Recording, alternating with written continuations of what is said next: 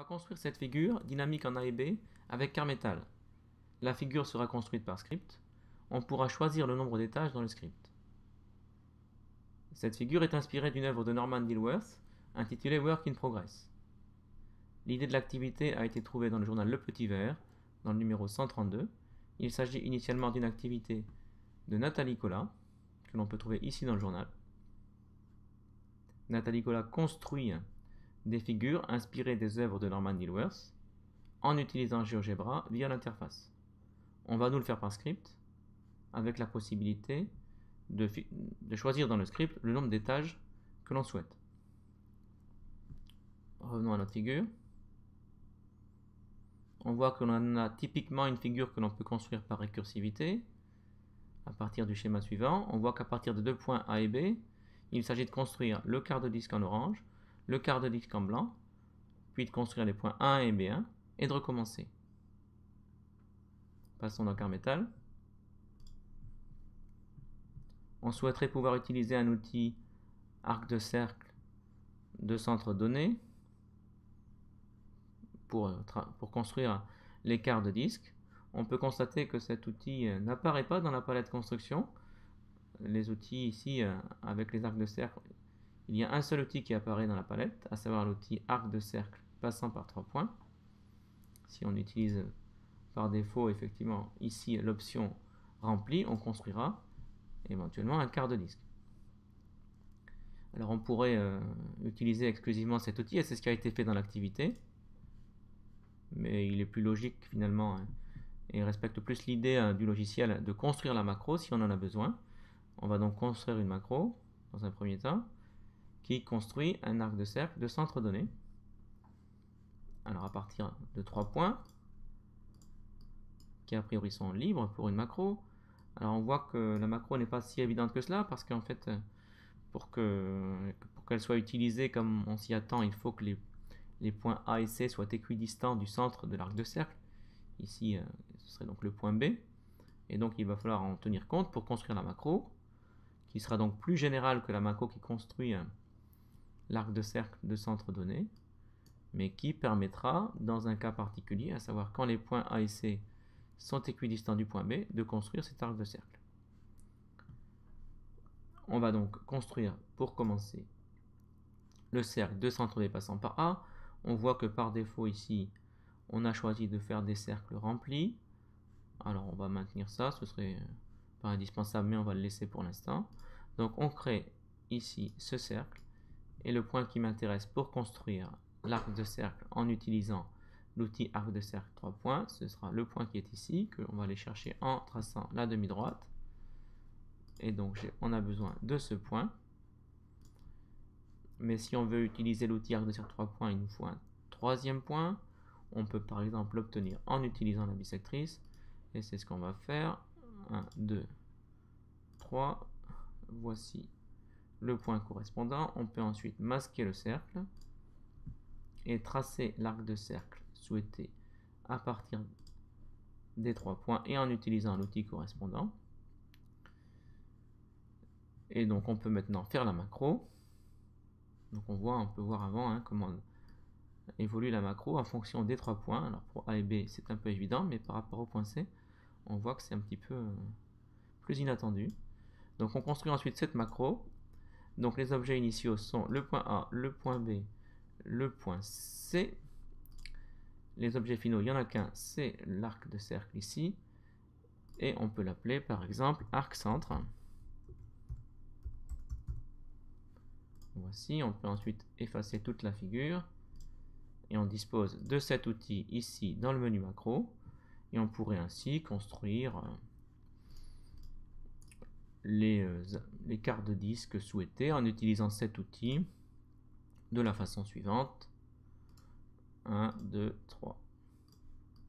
Évidemment, dans notre exemple, le point sera placé au bon endroit dès le départ et on aura ce type de construction. Mais en fait, l'usage de cette macro, enfin la construction de cette macro n'était même pas utile. Quand on connaît le logiciel, on sait qu'on peut obtenir quelque chose d'équivalent en utilisant directement les cercles et donc les propriétés de cercle. C'est un peu plus étonnant quand on ne connaît pas cette méthode. Et c'est cette méthode qu'on va utiliser. La méthode est la suivante. Si on veut tracer un arc de cercle, donc je reprends la situation où l'on veut créer un arc de cercle ici, centré en B et passant par A et C. Enfin, passant par A et allant, effectivement, couvrant le secteur angulaire ici, décrit comme ça. Eh bien, on commence par construire un cercle. Ici. Et ce cercle, dans ses propriétés, donc on fait clic droit sur le cercle et on accède ici dans l'onglet numérique à ici le petit bouton arc et on peut choisir ici. Donc je vais déterminer l'arc qui va de A à C comme pour la macro qu'on a construite précédemment et on obtient ici l'arc de cercle voulu. Donc on a exactement le fonctionnement, un fonctionnement identique à celui de la macro qu'on a construite et que l'on pourrait utiliser.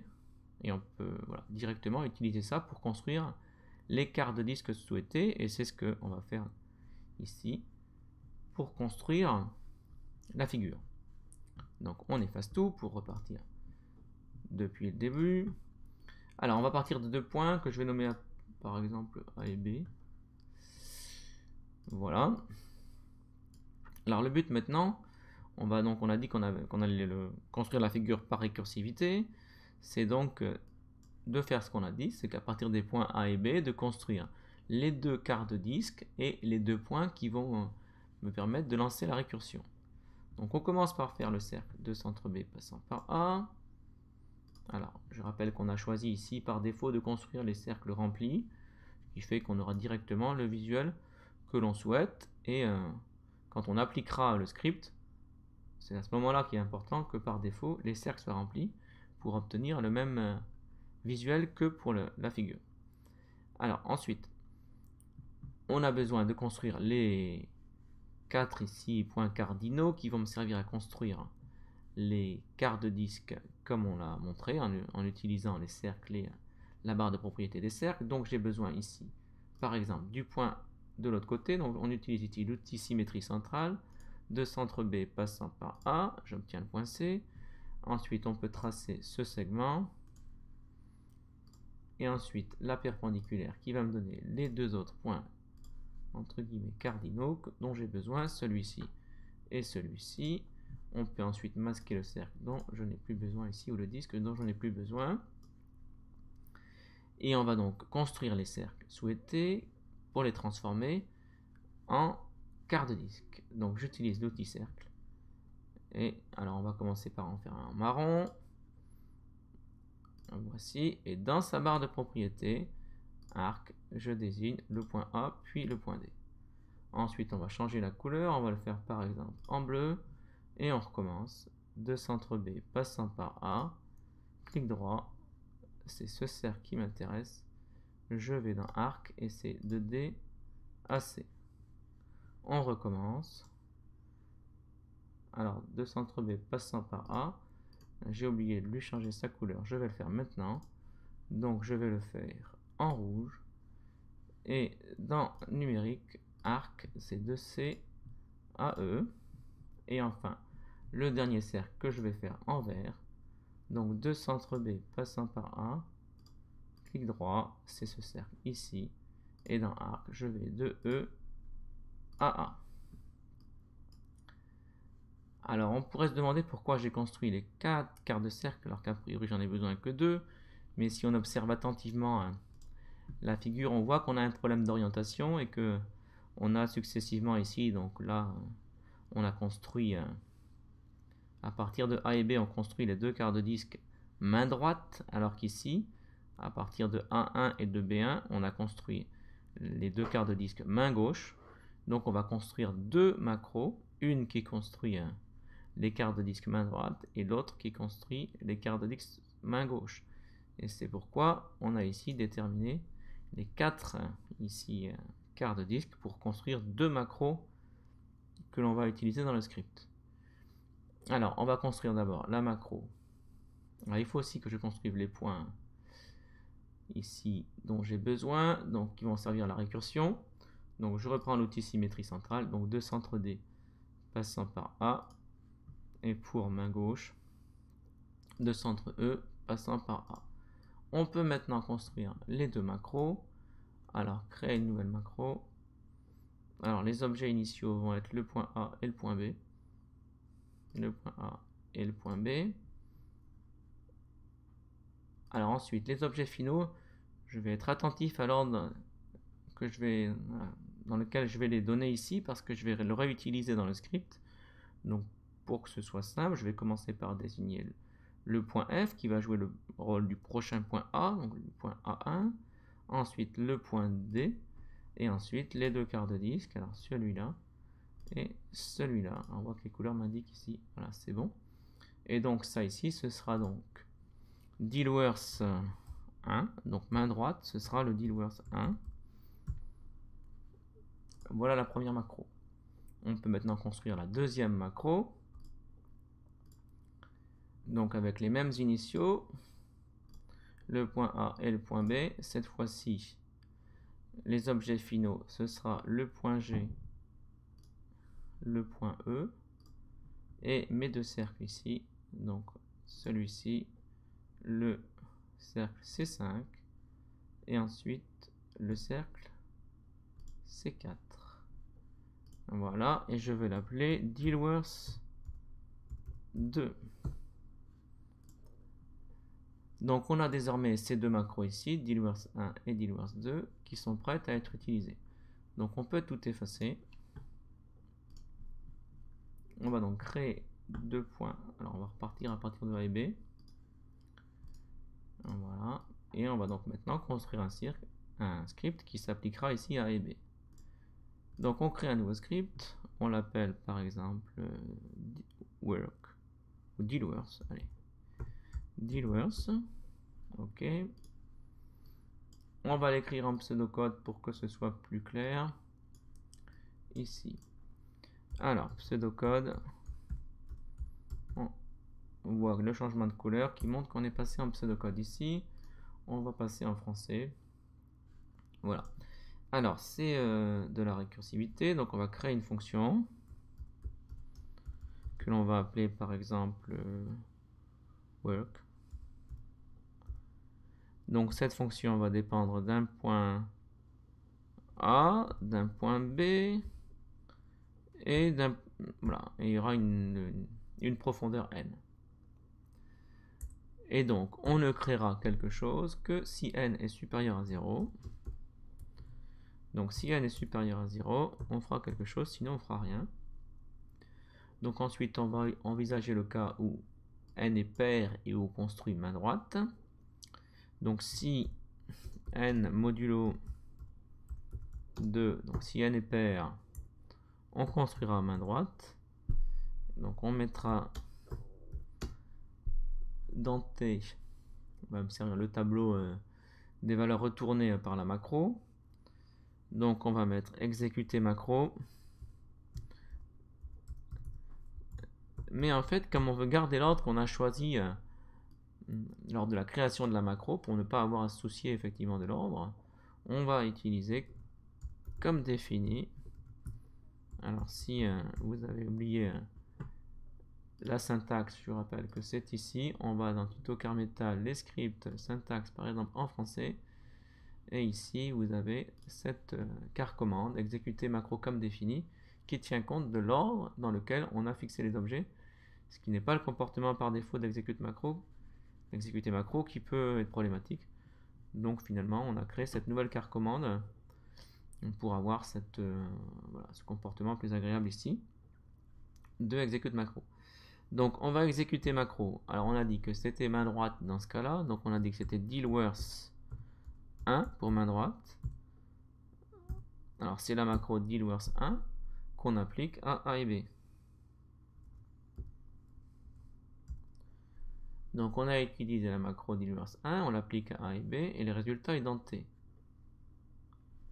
Donc sinon, donc à savoir si n modulo 2, alors j'ai pas mis quoi, égale 0 évidemment. Donc sinon, c'est que n est impair, et si n est impair, on va faire la même chose, mais avec dealworth 2. Donc CTRL-C pour copier, et CTRL-V, alors je vois ici que je ne suis pas bien aligné, et voilà, dealworth 2. Donc si on applique ça, On a donc exécuté la macro dans tous les deux cas, soit la première, soit la deuxième, et on a les différents objets. Donc le point A1 sera, compte tenu du choix qu'on a fait lors de la désignation de la macro, dans T de 0, et B1 sera dans T de 1. On numérote à partir de 0, par conséquent. Donc les cercles dont je voudrais contrôler ici, alors déjà on va masquer les points, donc on va masquer, et vous voyez que masquer ça marche pas, donc c'est pas le bon terme, c'est cacher. On va cacher les points, parce qu'en fait, cacher, j'ai dit. On va cacher les points, décidément, cacher. Voilà. Alors le point A et le point... Non, on va cacher donc le point A1 et le point B1, donc T de 0 et on va cacher T de 1 qui ne m'intéresse pas. Enfin, plus exactement que je ne souhaite pas voir s'afficher. Et ensuite, on va fixer la couleur donc des deux quarts de disque. Alors, le premier, donc on va le faire en blanc. Donc, c'est ici au niveau des couleurs. Alors, mettre couleur, sauf que c'est mettre couleur RVB, rouge, vert, bleu. Mettre couleur RVB, voilà. Et c'est donc T de 2. Et on va lui mettre la couleur blanche, par exemple 157, 135, 137. Les choix qui ont été faits, je pense. Ici, et donc pour le deuxième quart de disque que l'on va mettre en orange, cette fois-ci, on va entrer, mettre couleur trait de 3, 140, 50, 10, 140, 50, 10. Voici, et si n est strictement plus grand que 0, on fait ça, et on poursuit la récursion. Autrement dit, on réapplique la fonction, donc ici, work, qu'on réapplique, cette fois-ci avec t de 0, t de 1, t de 0, t de 1, t de 1 et n-1. T de 1 et n-1 ici. Voilà. Et donc, on n'a plus qu'à lancer cette fonction. Donc, work, au départ, il faut la lancer. Donc, à partir du point A, du point B, par exemple, de la valeur 10. Mais, attention, il y a un problème dans ce qu'on a fait. C'est que quand, dans la syntaxe, pour exécuter une macro, alors on ne peut pas utiliser cette syntaxe. En fait, ici, la syntaxe, c'est le nom de la macro, et ici, une seule chaîne de caractères séparée par une virgule. Donc, quelque part, il faudrait faire ça. Sauf qu'attention, il ne faut pas confondre les variables JavaScript et leur contenu. Et là, ici, en l'occurrence, A et B, ce sont les variables JavaScript. Et donc, il faut que je garde la virgule. Et à la place ici, donc A et B, ce sera des variables JavaScript qui vont contenir une lettre. Et donc, pour obtenir cet effet, on va mettre A plus virgule plus B. Ce qui aura l'effet de donner la chaîne de caractères avec les noms de points. Donc, A virgule B. Mais attention ici, A et B, tel qu'on va l'utiliser, c'est avec c'est une fonction JavaScript. C'est donc la variable JavaScript qui contient le nom.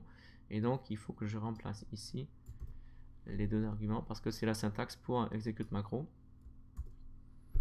Et donc, pareil ici, on n'a plus qu'à lancer le script. Et on obtient ici la figure.